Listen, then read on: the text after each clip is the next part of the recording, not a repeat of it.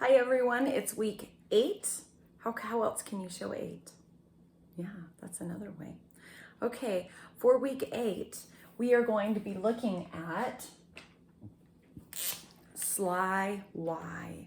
So sly Y has to do with words like fly, try, buy, my. These are shorter words. When you have a word that is a shorter word and ends with a Y, like 2 or 3 letters, you're going to find that that Y makes a long I sound. I, fly, try, buy, my. So I have a story that I tell about Y, and it is called Sly Y. And I'll tell that story in a different YouTube, but the short part of it goes, sly Y long I, sly Y long I, I. And that hopefully will help kids remember that with sly Y, when it's at the end of a shorter word, it's going to say I. So when we introduce the happy Y, which is the long E sound, like the word happy, then we say sly Y, shorter words, happy Y, longer words. So when you have a Y at the end of a longer word, it's going to say E, happy, silly, things like that. Okay, so that's sly Y, long I. The other thing that we've been talking about a little bit is blends. So when I say our blends on our calendar, I'm thinking of things like try, like that word, tur. So when kids blend, sometimes they'll say I, try, and it's really hard for them. So trying to put these 2 letters together, tur, can help. So turack. So turack, track, track, trip.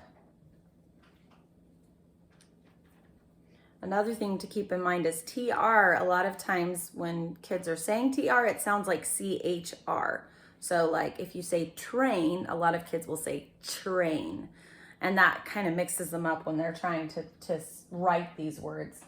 So TR is one of the most common R blends. PR is another one. Press. So instead of S, we want to say S. Press. Print. So TR, PR, BR, DR, brown,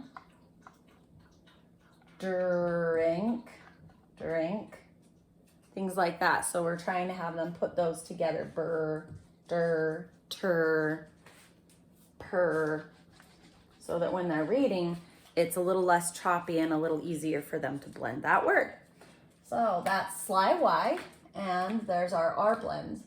Now, for our handwriting, last time we talked about a magic C. So there's a little thing that I did, magic C. C for A, D, and G. A magic C. C for A, D, and G. And when you're through, do O and Q. As you could see, I started those letters with a magic C. So I call it my magic C because we're turning that C into a different letter. One of the games that I like to play with this is I will start to form a letter and then see if they can guess what letter I'm forming. So I'll go, okay, what letter is it? Ready? What is it? What do you think? What do you think? Oh, see? Well, guess what? I'm not picking up my marker. What is it now? What do you think? Oh, if you said D, then you're right. And I'll form those magic C letters, see if they can guess what they are. Another thing I do with an A, like I said, these are tricky for kids, but it's best if they do it in one stroke. It helps connect the left brain to the right brain, and it also is easier and it ends up being quicker in the long run. Okay, so with the magic C A, I go magic C up and down. Magic C D goes magic C up, up and down. Then with G, it's magic C up, give it a tail. And then O is pretty easy. They should know that pretty well. Magic C up, reverse the tail, kind of like that. So that when they're getting those, they're saying all of that. And that can help them remember how to form it. Okay, so that is our handwriting. For our sight words, we've got did. And that should be pretty easy because you just did. It just looks like did. Just try to see if they can get it in 3 seconds. If they don't know the difference between B and D, do the bed trick. See if they can get it. Did, from. That one's a little tricky. There's an R blend right there. From. Then had. And the last one is in. I would think from is usually the trickiest part out of those 4 because it has 4 letters and it has the blend. So see if you can help your student get those quickly and easily, and it will help them so much in the long run. So that is our week 8 language arts. As always, please let Miss Melanie and I know if you have any questions. Please try to do your nonsense word fluency games that we sent. They will help a lot for your students' fluency. They will help them be able to read smoother, and they will help them with the doubles test that we are going to be giving them in January. They need to read about 15 nonsense words in 1 minute. That means whole words without blending. So if this was a nonsense word, it would be like not id, but it would be like in their head they think and they say did. That's a whole word. So they need to be able to, by the beginning of January, read about 15 of those short words in 1 minute.